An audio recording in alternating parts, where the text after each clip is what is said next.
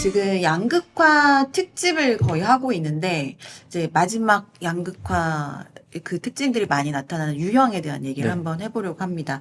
우리나라 아파트 비중이 지금 전국적으로는 60%가 넘게 아파트고 서울도 50%가 넘게 아파트가 주택 유형으로 되다 보니까 이제 이 아파트와 그렇지 않은 것들의 차이가 굉장히 이제 커지고 있습니다. 네. 이렇게 최근 들어서 더 심해지는 이유가 도대체 뭘까요? 저는 이제 두 가지 이제 배경을 좀 꼽고 있는데요. 첫 번째는 우리가 이제 아까 신축, 구축 얘기할 때처럼 네. 일단 우리나라 사람들이 되게 좀 표준 이런 거를 좋아하잖아요. 음식점에서도 메뉴 주문할 때 통일해라 뭐 이런 뭐 요새는 많이 좀 네. 그렇긴 했습니다만은 그러니까 그런 것처럼 일단 이 집단성에서 나타나는 이제 그 선호가 좀 큰 것 같고요. 이런 커뮤니티 같은 게 어쨌든 규모의 경제가 뒷받침이 돼야 되다 보니까 아파트 중심으로 형성될 수밖에 없고요. 네. 그러니까 그런 게 좀 첫 번째 있었던 것 같고, 그리고 두 번째는 네. 그 가격의 투명성 같아요. 그러니까 정보의 비대칭 같은 거. 네. 그러니까 시세가 잡히냐 안 잡히냐에 따라서 그 아파트는 시세가 딱 잡히죠. 네. 어느 동네 무슨 아파트 하면. 네. 근데 뭐 예를 들어서 우리가 다 알고 있는 뭐 강서구 화곡동, 뭐 광진구 자양동이라 하더라도 빌라 시세 잘 모르잖아요. 잘 모르죠. 예. 그러니까 이게 이제 어떤 문제로 나오냐면 지금은 많이 그래도 좀 잡혀가고 있긴 합니다만 예전에 이제 불과 한 2, 3년 전만 하더라도 역전세 얘기 나오면서 일부 또 막 전세 사기도 있었잖아요. 그러니까 이런 취약한 구조일 수밖에 없는 거죠. 시세가 잡히지 않으니까. 네. 빌라나 뭐 연립이나 다세대, 다가구 같은 경우가. 그러니까 그 소유하려고 하는 이제 매매 수요도 그렇고 네. 임차 수요 특히 더 심하고요. 근데 보증금 반환에 대한 이슈가 있다 보니까 네. 아파트로 갈 수밖에 없는 이런 구조적인 게 네. 더 이 배경이 더 크다라고 또 생각이 됩니다. 지금 뭐 아파트가 매매뿐만 아니라 지금 전세 얘기 잠깐 해주신 네. 것처럼 전세에 있어서도 아파트를 점점 선호하는 현상들이 더 굉장히 뚜렷해지고 있는 네. 상황인 것 같은데, 근데 좀 비아파트는 주거비가 상대적으로 최근에 더 저렴해진 거잖아요. 그렇죠. 아파트에 비해서는. 네. 근데 지금 뭐 안전이나 자산 가치나 이런 측면에서는 소외되고 있다라는 얘기들을 많이 하고 있는데요. 네. 정부에서 이 비아파트에 대한 정책들도 많이 세웠잖아요. 네. 그래서 그런 정책들이 뭐 대충 어떤 게 있었고 그게 네. 지금 시장에 영향을 주고 있는지 한번 여쭤보고 싶어요. 현재까지는 그 시장의 큰 흐름을 바꿀 만한 이제 동력까지는 아니지만 네. 어쨌든 이제 시장에서 많이 이제 불안해하는 어떤 뭐 전세 사기나 뭐 이런 것들을 막기 위해서 그 뭐 LH가 나서서 이제 좀 매입 임대형으로 네. 좀 그런 이제 빌라가 밀집되어 있는 곳들에 대한 지원을 좀 해주고 있으니까 이제는 뭐 살려고 하는 사람이나 임차로 들어가려고 하는 사람들도 아파트만 고집할 게 아니라 뭐 네. 이런 쪽을 좀 더 봐야겠다라는 것도 있고 네. 그리고 그 정비 사업을 또 소규모로도 진행할 수 있게 지자체에서도 해주고 있으니까 네. 뭐 관심 있고 아파트 재건축만 볼 게 아니고 이런 이제 빌라나 다세대가 좀 몰려 있는 곳들도 네. 관심들을 이제 좀 많이 갖기 시작하는 것 같아요. 네. 그러니까 지금 말씀하신 것처럼 이게 빌라 연립 다세대라고 하죠. 네. 연립 다세대와 단독 주택은 좀 또 다르잖아요. 다르죠. 그래서 통계 좀 지금 정확한 숫자 기억 안 나지만 네. 단독 주택은 그래도 아파트 못지않게 네. 계속해서 가격이 상승세로 기억하는데 네. 연립다세대 그리고 오피스텔이 특히나 네. 지금 자산가치 역할을 잘 못하고 있거든요. 네. 근데 예전에는 연립다세대도 재개발 대상 정도의 연수가 되면은 네. 매입을 하는 경우도 많았잖아요. 네. 최근에 상담할 때 그런 상담 많이 없으셨나요? 요새는 많이 없어진 것 같아요. 그러니까는 이제 그 빌라나 뭐 연립 다세대가 깔고 있는 땅에 뭐 입지나 지력이 약화된 것 같진 않은데 네. 이걸 수요로 하는 사람들이 어쨌든 이제 그 한 채를 아주 좋은 걸로 내가 살 수 있는 구매력 한도 안에서 제일 좋은 입지에 네. 가장 좋은 컨디션의 주택을 찾다 보니까 아파트 쏠림이 좀 심해진 것 같고 그러니까 예전처럼 뭐 임대 사업이 좀 자유롭고 다주택 보유가 좀 그 원활했을 때는 뭐 수월했죠. 네. 근데 지금은 이제 한 채 정도밖에 안 돼. 물론 이제 그 임대 사업은 할 수는 있긴 하지만 네. 뭐 이제 보증금 내어줘야 되는 것들 뭐 이런 것들 때문에 그 수요가 좀 많이 끊긴 걸로 좀 생각이 됩니다. 그러니까는 저는 만약 이런 정비 사업을 통해서 수요를 유입시키는 것도 좋긴 하지만 어쨌든 이제 그 주거 안정과 그 그 이제 주택 공급 차원에서 이쪽을 잘 활용을 하면은 좀 좋을 것 같아요. 그러니까 정책적으로 좀 더 적극적인 지원이 좀 필요하다고 생각됩니다. 맞아요. 지금 예전에는 뭐 신혼부부들 결혼할 네. 때 주변에서 봐도 아파트는 그때도 비싸긴 했으니까 빌라를 일단 매입을 하는 분들도 꽤 네. 계셨거든요. 근데 이제는 그게 아예 대안에서 없는 것 같아요. 그러니까 그게 네. 주거 사다리 역할을 잘 못한다 얘기를 네. 많이 하잖아요. 그게 또 전세 시장, 아파트 전세 시장에는 영향을 주기 때문에 아파트 가격 상승까지 또 이어지는 건데 네. 이런 주거 사다리 역할을 다시 할 수 있도록 네. 정부에서 어떤 정책이 좀 필요할까요? 저는 일단 그 뭐 세제 지원이나 그 여기서 발생되는 임대 소득에 대해서 아파트 임대 소득과 좀 다른 차별화를 좀 둬야 된다고 생각이 되고요. 그래서 임차 수요도 원활하게 들어오고 네. 그리고 매매 수요도 좀 살아날 수 있게끔 좀 적극적으로 해줘야 된다고 생각이 되고 네. 저는 특히 개인보다는 그 법인들로 하여금 이쪽 시장을 좀 뛰어들 수 있게 좀 해야 유인을 좀 해야 될 것 같아요. 어떤 얘기냐면 네. 사실 이제 일본과 같은 경우가 이제 기업형 주택임대 관리회사들이 많잖아요. 그래서 그 회사는 관리하고 있는 주택 호만 해도 뭐 수만 호가 있잖아요. 네. 그렇게 되면 뭐 우리가 이제 핸드폰으로도 아파트 시세 쉽게 찾아보잖아요. 그런 프롭테크나 어플 개발이 잘 돼 있어서. 근데 빌라 시세는 안 나와 있잖아요. 네. 근데 이게 법인으로 관리가 되면 법인에서는 이게 시스템을 갖추고 아마 이게 될 거예요. 그 예를 들어서 내가 찾고자 하는 이제 주거 사다리로서 그 아파트를 이제 좀 그 사지 못하는 분들 같은 경우는 빌라 내가 갖고 있는 이제 금액을 맞추면 여기서 들어갈 수 있는 이제 필터링이 탁 돼서 나오는 이런 게 개인들 시장에서는 다 이게 그 호환이 안 되죠. 정보가 네. 교류가 안 되고.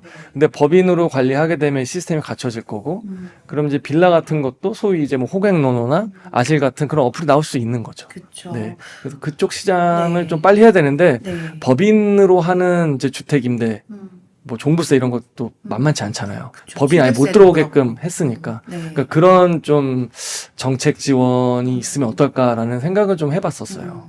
그 일본이 사실 뭐 일본을 따라간다라는 얘기도 있고 부동산 관련돼서 우리나라랑 굉장히 많이 엮어서들 얘기하시는데 그 기업형 임대주택 관리하는 건 정말 부러운 것 같아요. 네. 우리나라로 치면 뭐 삼성, 현대 같은 대기업들이 시행부터 뭐 분양, 운영, 관리 전부 다 하는 거잖아요. 그렇죠. 그러니까 그런 올스탑으로 하는 회사들이 우리나라에도 좀 생겨야 네. 임차 시장이 안정되고 그러면 그렇죠. 매매 시장도 안정될 수 있을 것 같아서 네. 그런 부분을 말씀해 주신 것 같아요. 네, 그렇게 되면은 이제 임차인도 좀 안심하고 집을 네. 구하기가 쉽고 그리고 금융 쪽으로 구조하기가 수월하거든요. 그렇죠. 예, 개인만 하게 되면은 이거는 어려운데 지금 제가 알기로는 우리나라는 거의 95% 이상 개인 시장인데 네. 법인화가 되면 리츠라든지 뭐 금융 구조화 짜기가 훨씬 더 수월하죠. 그러면은 내가 굳이 투자를 하지 않고 큰 전문가가 관리하는데 나는 여기다 투자를 해서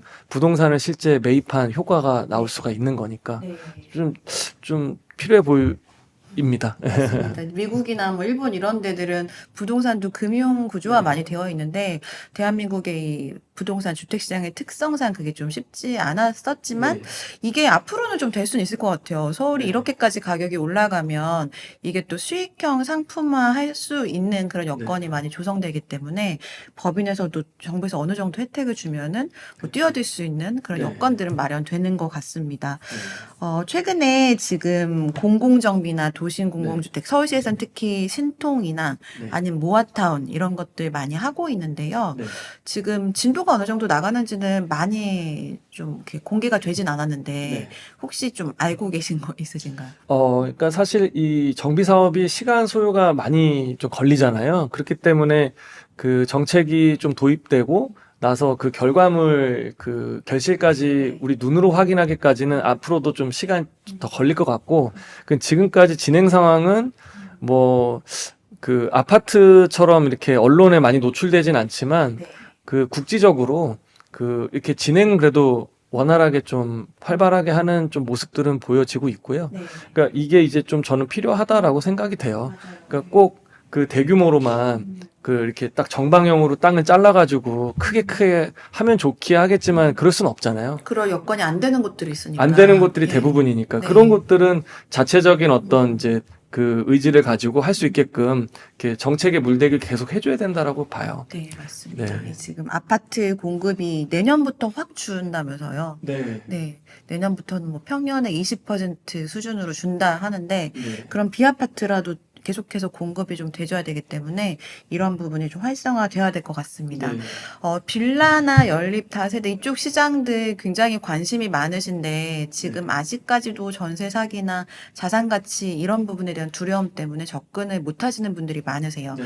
지금 여러 가지 말씀해 주셨지만 중장기적으로는 좀 환경이 나아질 수 있다라는 이제 긍정적인 신호로 저는 받아들였는데 네. 그렇다면 만약에 뭐 사회 초년생이 네. 이제 사실 아파트는 지금 평균 매매 가격이 거의 13억, 14억 되니까 그렇죠. 살 수가 없는 수준이잖아요. 빌라를 좀 매입을 하는 걸 고민한다면 네. 어떻게 조언을 해주실 거예요? 뭐 아파트 물론 좋죠. 근데 현실적으로 뭐 대출이 어렵다거나 아니면 구매력이 닿지 않는 분들은 빌라가 좀 대안이 좀 될 수 있게끔 네. 뭐 정책도 앞으로 좀 많이 풀릴 것 같긴 한데 저는 만약에 빌라를 노린다 초년생분들이라고 하면은 이왕이면은 그 정비 사업 이슈가 있는 인접한 지역에다가 좀 털을 잡는 게 좋을 것 같아요. 네. 그리고 이게 정비 사업이 완료됐을 때 벤치마크를 할 만한 그 이제 신축 아파트 단지가 옆에 있으면 더 좋죠. 그럼 이제 가격 대상 비교를 할 수가 있으니까 네.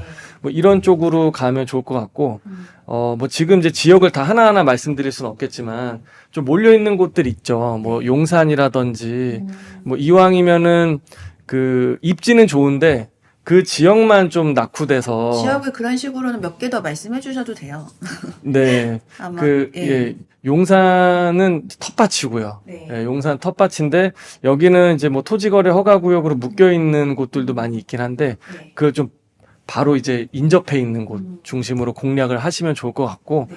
아까도 이제 말씀드리면서 이제 그 언급이 됐었지만 광진구도 굉장히 좋고요. 네. 그리고 강서구도 굉장히 좀 좋고요. 네. 그 저는 이렇게 좀 보고 있고 그리고 이제 도심 지역들 그 이제 사대문 안쪽에 그런 이제 CBD 지역들도 저는 잠재력 충분히 있다라고 생각이 돼요. 네.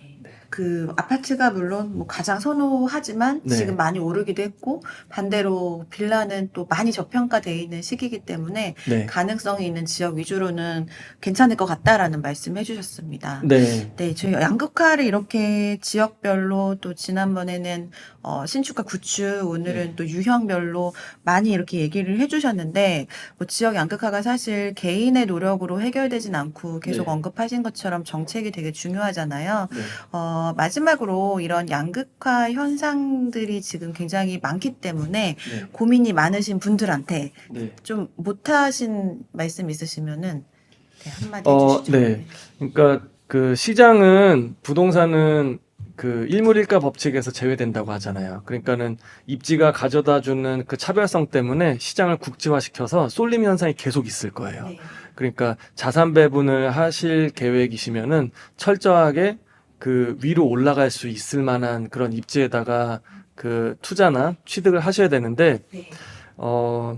그 이제 구매력 자체가 닿질 않아서 그 뭐 좋은 건 다 아는데 살 수 없는데 무슨 말 하는 거냐라고 하시는 분들한테는 저는 이왕이면은 그 위에 있는 건축물보다는 그 땅이 가지고 있는 그 입지 네. 그 설령 이제 구축이라 할지라도 그리고 아파트가 아니라 할지라도 말씀드린 대로 한강벨트에 인접해 있거나 아니면 주변에 개발이 많이 됐는데 여기만 좀 낙후해 있다거나 네. 뭐 이런 이제 입지 중심으로 빌라나 연립 이런 것도 입지 중심으로 일단 판단을 하셔서 네. 좀 접근하시는 게 향후에 이제 뭐 3년, 5년 후를 봤을 때 자산 증식에도 좀 도움이 되지 않을까 네. 이렇게 생각하고 있죠. 네, 정말 그렇게 하려면 팟캐스트 많이 이렇게 보시면서 그런 인사이트를 얻으시고 네. 전략을 세우셔야 될 것 같아요. 네. 네, 오늘까지 양극화에 대한 얘기 같이 나눠주셔서 너무 감사드리고요.